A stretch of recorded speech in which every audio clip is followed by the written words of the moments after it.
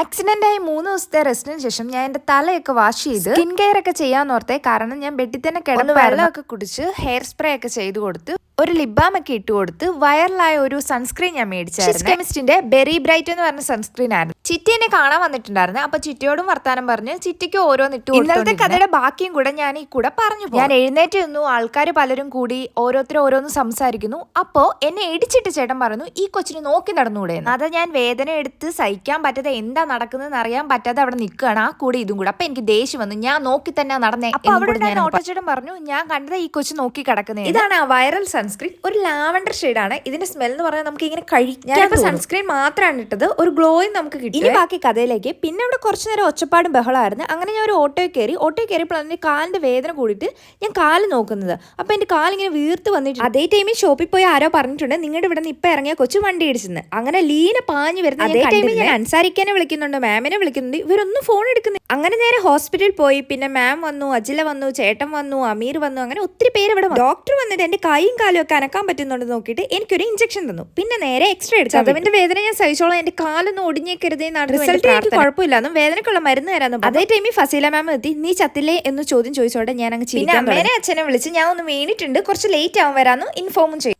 പിന്നെ ഞാൻ അൻസാരിക്കാനെ വിളിച്ചു. ആൾ ഉറക്കത്തിലായോണ്ട് തന്നെ ഞാൻ ചിരിച്ചോണ്ട് ഞാൻ ആക്സിഡന്റ് ആയത് ആളോർത്തു ആളിനെ പ്രാങ്ക് ചെയ്തായിരിക്കുന്നു. പിന്നെ ലീനയെല്ലാം ഭാഗ്യത്തിന് ഇത്രയൊക്കെ പറ്റുള്ളൂ. ഞാനിപ്പോ ഓക്കെയാണ്. പക്ഷെ അടുത്ത ദിവസം കൊണ്ട് ഞാൻ എങ്ങനെ വണ്ടി ക്രോസ് ചെയ്യുന്നുള്ള പേടി എന്റെ മനസ്സിൽ. പേടിച്ചിരിക്കാൻ പറ്റത്തില്ലല്ലോ. എല്ലാം ഓക്കെ ആകും. അപ്പൊ ഓക്കെ, ബൈ.